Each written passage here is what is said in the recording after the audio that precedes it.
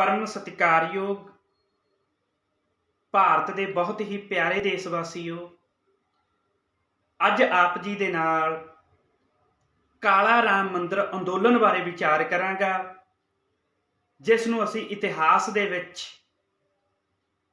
ਕਾਲਾ ਰਾਮ ਮੰਦਿਰ ਸੱਤਿਆਗ੍ਰਹਿ ਦੇ ਨਾਮ ਨਾਲ ਵੀ ਯਾਦ ਕਰਦੇ ਹਾਂ।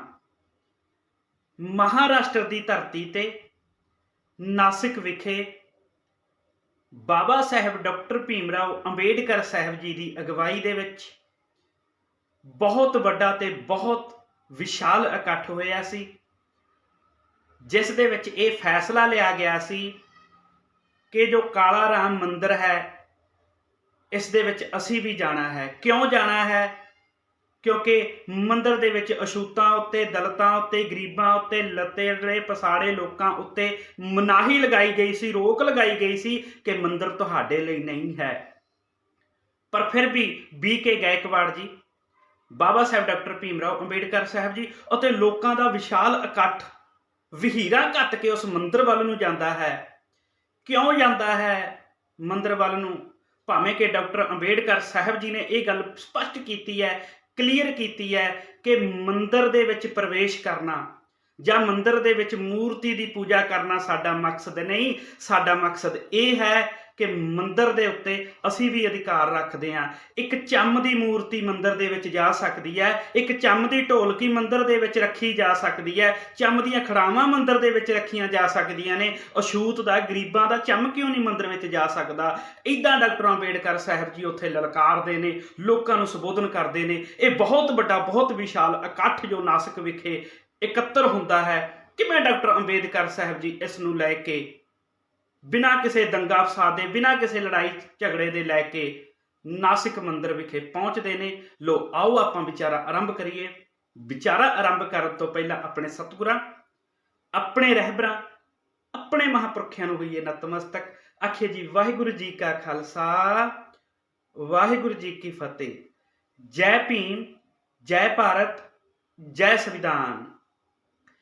ਪਿਆਰੇ ਸਾਥੀਓ, ਆਪਾਂ ਨੇ ਪਿਛਲੀ ਵੀਡੀਓ ਦੇ ਵਿੱਚ ਡਾਕਟਰ ਅੰਬੇਡਕਰ ਸਾਹਿਬ ਜੀ ਨੇ ਜੋ ਅੰਦੋਲਨ ਚਲਾਇਆ ਸੀ 1927 ਦੇ ਵਿੱਚ, ਜਿਸ ਦਾ ਨਾਮ ਸੀ ਚੌਦਾਰ ਤਲਾਬ ਮਹਾੜ ਅੰਦੋਲਨ, ਉਸ ਦੇ ਬਾਰੇ ਵਿਚਾਰ ਕੀਤੀ ਸੀ ਕਿ ਐਡਾ ਵੱਡਾ ਡਾਕਟਰ ਅੰਬੇਡਕਰ ਸਾਹਿਬ ਅੰਦੋਲਨ ਚਲਾਉਂਦੇ ਨੇ, ਪਰ ਉਸ ਤੋਂ 3 ਸਾਲ ਬਾਅਦ ਫਿਰ ਇੱਕ ਕਾਲਾ ਰਾਮ ਮੰਦਿਰ ਅੰਦੋਲਨ ਚਲਾਇਆ ਜਾਂਦਾ। ਇਹ ਇਸ ਲਈ ਚਲਾਇਆ ਜਾਂਦਾ, ਜਿਹੜੀ ਮਹਾਰਾਸ਼ਟਰ ਦੀ ਧਰਤੀ ਸੀ, ਉੱਥੇ ਜੋ ਨਾਸਿਕ ਹੈ, ਉਸ ਦੇ ਵਿੱਚ ਗੋਦਾਵਰੀ ਦੇ ਕੰਢੇ ਤੇ ਇੱਕ ਬਹੁਤ ਪੁਰਾਤਨ ਤੇ ਬਹੁਤ ਵੱਡਾ ਮੰਦਿਰ ਹੈ, ਜਿਸ ਨੂੰ ਕਾਲਾ ਰਾਮ ਮੰਦਿਰ ਆਖਿਆ ਜਾਂਦਾ ਹੈ। ਉਸ ਮੰਦਿਰ ਦੇ ਵਿੱਚ ਇੱਕ ਚਮੜੇ ਦੀ ਮੂਰਤੀ ਤਾਂ ਰੱਖੀ ਜਾ ਸਕਦੀ ਸੀ, ਇੱਕ ਚਮੜੇ ਦੀ ਢੋਲਕੀ ਤਾਂ ਵੱਜਦੀ ਹੁੰਦੀ ਸੀ, ਇੱਕ ਚਮੜੇ ਦੀਆਂ ਖੜਾਵਾਂ ਤਾਂ ਪਈਆਂ ਹੁੰਦੀਆਂ ਸੀ। ਪਰ ਜੇ ਉੱਥੇ ਮੰਦਿਰ ਜਾਣ ਤੋਂ ਮਨਾਹੀ ਸੀ ਤਾਂ ਗਰੀਬ ਲੋਕਾਂ ਨੂੰ, ਅਛੂਤ ਲੋਕਾਂ ਨੂੰ, ਦਲਿਤ ਪਛਾੜੇ ਲੋਕਾਂ ਨੂੰ ਮਨਾਹੀ ਸੀ ਕਿ ਇਹ ਮੰਦਿਰ ਦੇ ਵਿੱਚ ਨਹੀਂ ਜਾ ਸਕਦੇ। ਜੇ ਮੰਦਿਰ ਜਾਣਗੇ ਮੰਦਿਰ ਭ੍ਰਿਸ਼ਟਿਆ ਜਾਵੇਗਾ। ਮਹਾਰਾਸ਼ਟਰ ਦੇ ਰਹਿਣ ਵਾਲੇ B.K. ਗਾਇਕਵਾੜ ਜੀ, ਉਹਨਾਂ ਨੇ ਆਪਣੇ ਸਾਥੀਆਂ ਨਾਲ ਇੱਕ ਵੱਡੇ ਪੱਧਰ ਤੇ ਮੀਟਿੰਗ ਕੀਤੀ ਕਿ ਆਪਣਾ ਜਿਹੜਾ ਹੱਕ ਬਣਦਾ, ਅਧਿਕਾਰ ਬਣਦਾ ਹੈ ਕਿ ਅਸੀਂ ਵੀ ਮੰਦਿਰ ਜਾ ਸਕਦੇ ਹਾਂ, ਕਿਉਂਕਿ ਮੰਦਿਰ ਸਾਰਿਆਂ ਦਾ ਸਾਂਝਾ ਹੈ। ਜਿਵੇਂ ਸਾਰਿਆਂ ਦੀਆਂ ਸੜਕਾਂ ਸਾਂਝੀਆਂ ਨੇ, ਇਹ ਉਹਨਾਂ ਦਾ ਨਿੱਜੀ ਮੰਦਿਰ ਨਹੀਂ ਹੈ ਉੱਚ ਜਾਤੀਆਂ ਦਾ, ਉਹ ਸਭ ਦਾ ਸਾਂਝਾ ਹੈ। ਉਹਨਾਂ ਨੇ ਫਿਰ ਵੱਡੇ ਪੱਧਰ ਤੇ ਮੀਟਿੰਗ ਕੀਤੀ। ਬਾਬਾ ਸਾਹਿਬ ਡਾਕਟਰ ਭੀਮ ਰਾਓ ਅੰਬੇਦਕਰ ਸਾਹਿਬ ਜੀ ਨੂੰ ਵੀ ਬੇਨਤੀ ਕੀਤੀ ਕਿ ਤੁਸੀਂ ਇਸ ਅੰਦੋਲਨ ਦੀ ਅਗਵਾਈ ਕਰਨੀ ਹੈ। B.K. ਗਾਇਕਵਾੜ ਜੀ ਉਹਨਾਂ ਦੇ ਸਾਥੀਆਂ ਵੱਲੋਂ ਲਿਖਤੀ ਤੌਰ ਤੇ ਕਾਲਾ ਰਾਮ ਮੰਦਿਰ ਦੇ ਟਰਸਟੀਆਂ ਨੂੰ ਇੱਕ ਪੱਤਰ ਭੇਜਿਆ ਗਿਆ, ਸੁਨੇਹਾ ਭੇਜਿਆ ਗਿਆ ਕਿ ਸਾਨੂੰ ਵੀ ਇਸ ਮੰਦਿਰ ਦੇ ਵਿੱਚ ਆਉਣ ਦਿੱਤਾ ਜਾਵੇ।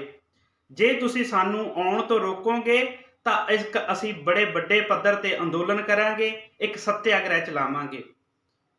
ਟਰਸਟੀਆਂ ਨੂੰ ਸੂਚਿਤ ਕੀਤਾ ਗਿਆ, ਉੱਥੋਂ ਦੇ ਪੁਜਾਰੀਆਂ ਨੂੰ ਸੂਚਿਤ ਕੀਤਾ ਗਿਆ, ਉੱਥੋਂ ਦੇ ਜਿਹੜੇ ਬ੍ਰਾਹਮਣ ਪੁਜਾਰੀ ਸਨ ਉਹਨਾਂ ਨੂੰ ਲਿਖਤੀ ਦੇ ਵਿੱਚ ਭੇਜਿਆ ਗਿਆ।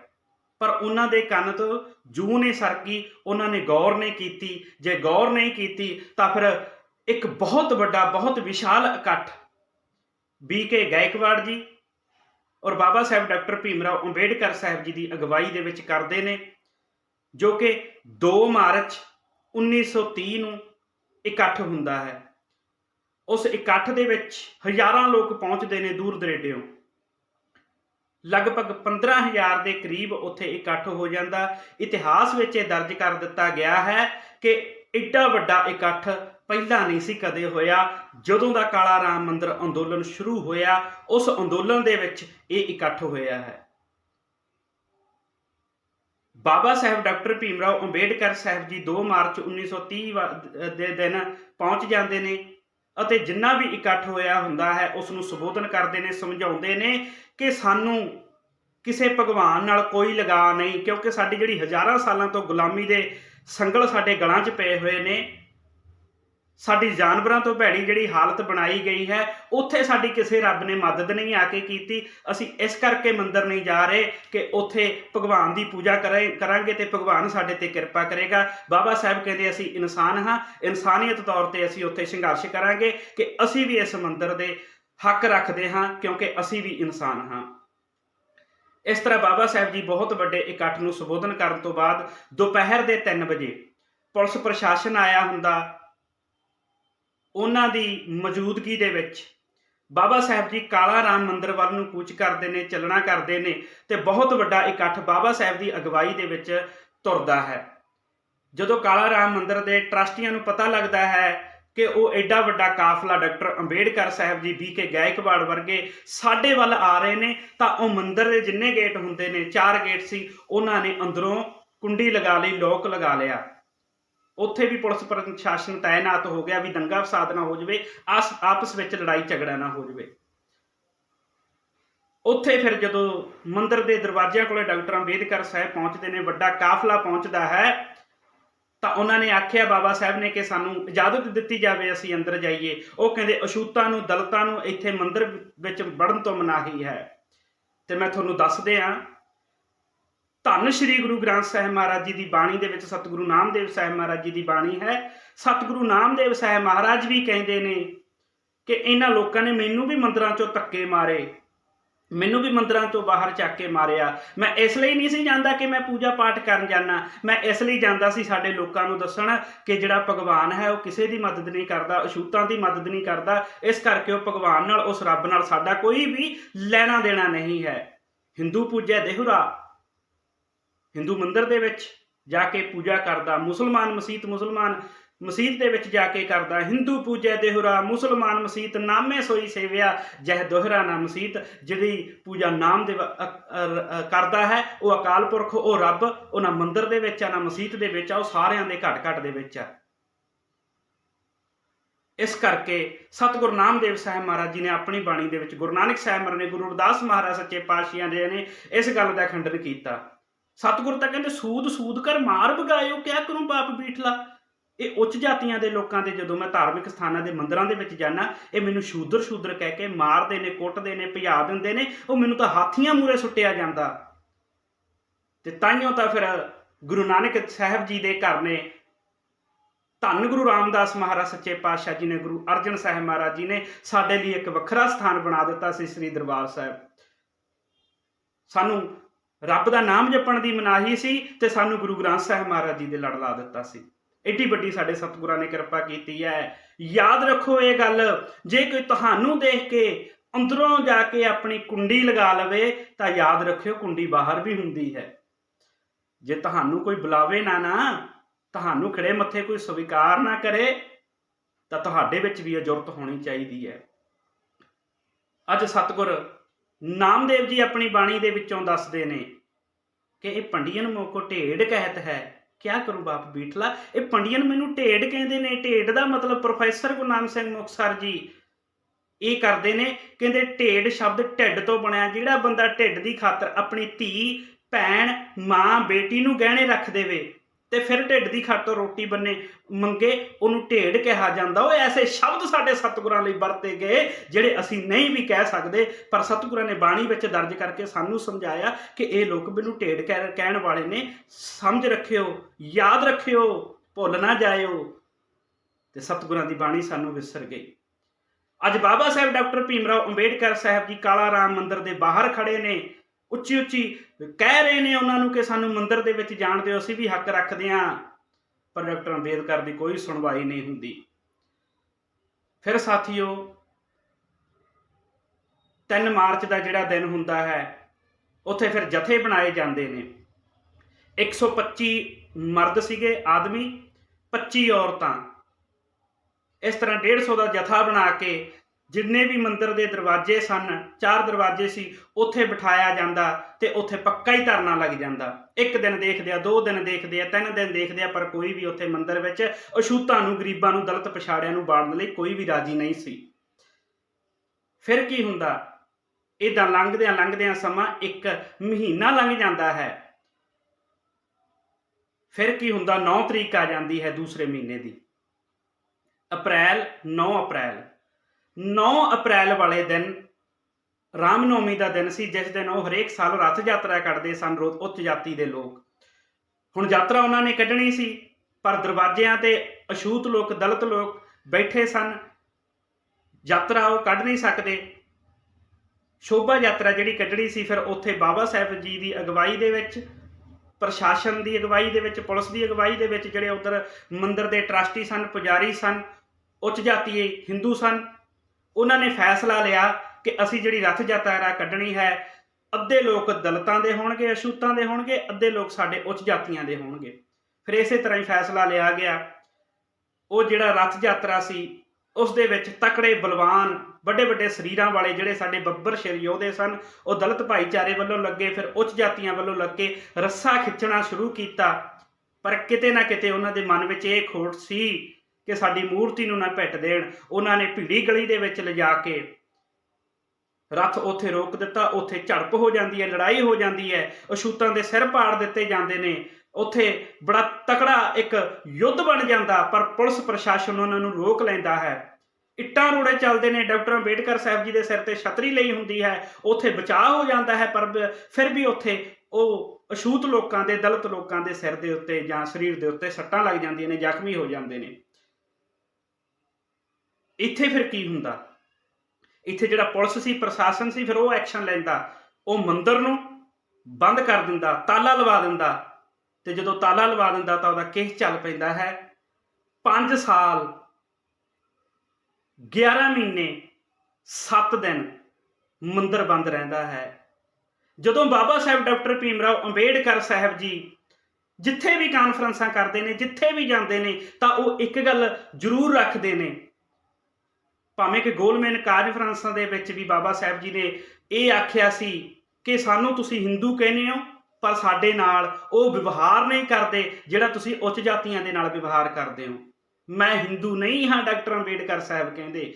ਜੇ ਮੈਂ ਹਿੰਦੂ ਹੁੰਦਾ, ਤੁਸੀਂ ਮੈਨੂੰ ਕਲਾਸ ਦੇ ਵਿੱਚ ਅਲੱਗ ਕਿਉਂ ਬਿਠਾਉਂਦੇ? ਜੇ ਮੈਂ ਹਿੰਦੂ ਹੁੰਦਾ, ਤੁਸੀਂ ਮੈਨੂੰ ਪਾਣੀ ਦੇ ਘੜੇ ਤੋਂ ਪਾਣੀ ਪੀਣ ਤੋਂ ਕਿਉਂ ਰੋਕਦੇ? ਜੇ ਮੈਂ ਹਿੰਦੂ ਹੁੰਦਾ, ਮੈਨੂੰ ਸੰਸਕ੍ਰਿਤ ਪੜ੍ਹਨ ਤੋਂ ਕਿਉਂ ਰੋਕਦੇ?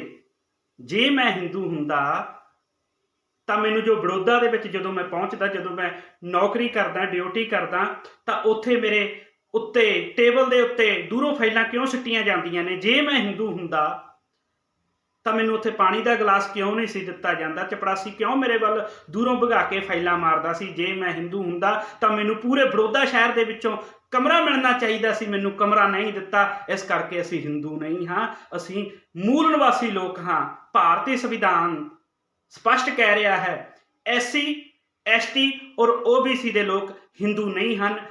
ਇਹ ਨੋਟ ਕਰ ਲਿਓ। ਭਾਰਤੀ ਸੰਵਿਧਾਨ ਦਾ ਆਰਟੀਕਲ 330 ਤੇ 342 ਜ਼ਰੂਰ ਪੜ੍ਹਿਓ ਜਾ ਕੇ। 340 342 ਆਰਟੀਕਲ ਜਦੋਂ ਤੁਸੀਂ ਪੜ੍ਹੋਗੇ ਤੁਹਾਨੂੰ ਕਲੀਅਰ ਹੋ ਜਾਏਗਾ, ਸਪਸ਼ਟ ਹੋ ਜਾਏਗਾ।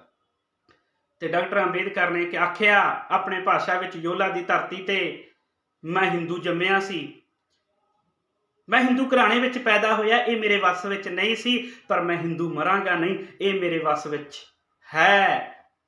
20-21 ਸਾਲਾਂ ਦਾ ਅਧਿਐਨ ਕਰਨ ਤੋਂ ਬਾਅਦ ਡਾਕਟਰ ਅੰਬੇਦਕਰ ਸਾਹਿਬ ਜੀ ਨੇ ਫਿਰ ਬੁੱਧ ਧਰਮ ਅਪਣਾਇਆ। ਤੇ ਸਾਥੀਓ, ਇਹ ਸੀ ਕਾਲਾ ਰਾਮ ਮੰਦਿਰ ਦਾ ਸੱਚ, ਜੋ ਕਿ ਡਾਕਟਰ ਅੰਬੇਦਕਰ ਸਾਹਿਬ ਜੀ ਨੇ ਐਡਾ ਵੱਡਾ ਅੰਦੋਲਨ ਕਰਕੇ ਜਿੱਤਿਆ। ਅੱਜ ਵੀ ਕਈ ਐਸੇ ਮੰਦਿਰ ਨੇ ਜਿਨ੍ਹਾਂ ਦੇ ਵਿੱਚ ਅਛੂਤਾਂ ਤੇ ਦਲਿਤਾਂ ਤੇ ਰੋਕ ਲਗਾਈ ਜਾਂਦੀ ਹੈ। ਕਾਂ ਕੁੱਤੇ ਗਧੇ ਖੋਤੇ ਤਾਂ ਜਾ ਸਕਦੇ ਨੇ, ਪਸ਼ੂ ਪੰਛੀ ਤਾਂ ਜਾ ਸਕਦੇ ਨੇ, ਪਰ ਕਈ ਲੋਕਾਂ ਦੇ ਅਜੇ ਵੀ ਮਨ ਦੇ ਵਿੱਚ, ਦਿਮਾਗ ਦੇ ਵਿੱਚ ਉਹ ਕੂੜਾ ਕਰਕਟ, ਜਾਤ ਪਾਤ, ਭੇਦਭਾਵ, ਛੂਆ ਛਾਤ ਭਰਿਆ ਹੋਇਆ ਹੈ। ਉਹਨੂੰ ਕੱਢੋ ਬਾਹਰ। ਡਾਕਟਰ ਅੰਬੇਡਕਰ ਸਾਹਿਬ ਜੀ ਦੇ ਉਹ ਸਵਾਲ ਯਾਦ ਰੱਖੋ।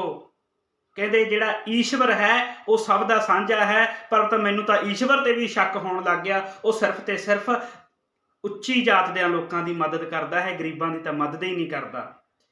ਬਹੁਤ ਇਹੋ ਜਿਹੇ ਮਹਾਤਮਾ ਆਏ, ਬਹੁਤ ਚਲੇ ਗਏ, ਪਰ ਕੋਈ ਅਜਿਹਾ ਮਹਾਤਮਾ ਨਹੀਂ ਹੈ ਜਿਹਨੇ ਜਾਤ ਪਾਤ, ਛੂਆ ਛਾਤ ਨੂੰ ਖਤਮ ਕੀਤਾ ਹੋਵੇ। ਉਹਨਾਂ ਤੇ ਪ੍ਰਸ਼ਨ ਬਣਦੇ ਆ ਡਾਕਟਰ ਅੰਬੇਡਕਰ ਸਾਹਿਬ ਜੀ ਨੇ ਇਹ ਸਦਾ ਲਈ ਆਖ ਦਿੱਤਾ ਕਿ ਮੈਂ ਹੁਣ ਹਿੰਦੂ ਧਰਮ ਦਾ ਤਿਆਗ ਕਰਾਂਗਾ, ਤੇ ਡਾਕਟਰ ਅੰਬੇਡਕਰ ਜੀ ਨੇ ਹਿੰਦੂ ਧਰਮ ਦਾ ਤਿਆਗ ਕਰ ਦਿੱਤਾ।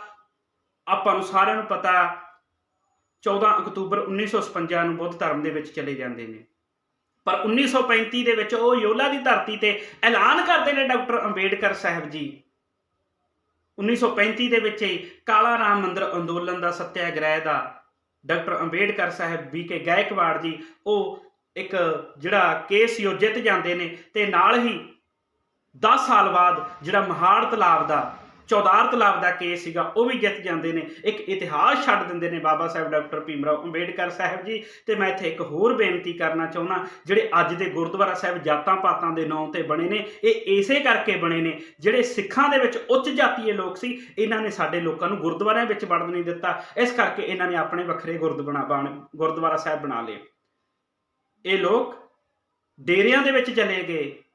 ਹੁਣ ਜੇ ਇਹਨਾਂ ਨੂੰ ਕਹਾਂਗੇ ਵੀ ਇਹ ਜਿਹੜੇ ਡੇਰਿਆਂ 'ਚ ਤੁਰੇ ਫਿਰਦੇ ਨੇ ਇਹਨਾਂ ਦਾ ਕਸੂਰ ਹੈ, ਨਹੀਂ ਭਾਈ, ਉੱਚ ਜਾਤੀਆਂ ਦੇ ਲੋਕਾਂ ਦਾ ਕਸੂਰ ਹੈ। ਜਿਹੜੇ ਸਾਡੇ ਲੋਕ ਅਲੱਗ-ਅਲੱਗ ਉੱਚ ਜਾਤਾਂ ਦੇ ਨਾਮ ਤੇ ਗੁਰਦੁਆਰਾ ਸਾਹਿਬ ਬਣਾ ਕੇ ਬੈਠ ਗਏ ਤੇ ਡੇਰਿਆਂ ਦੇ ਵਿੱਚ ਚਲੇ ਗਏ।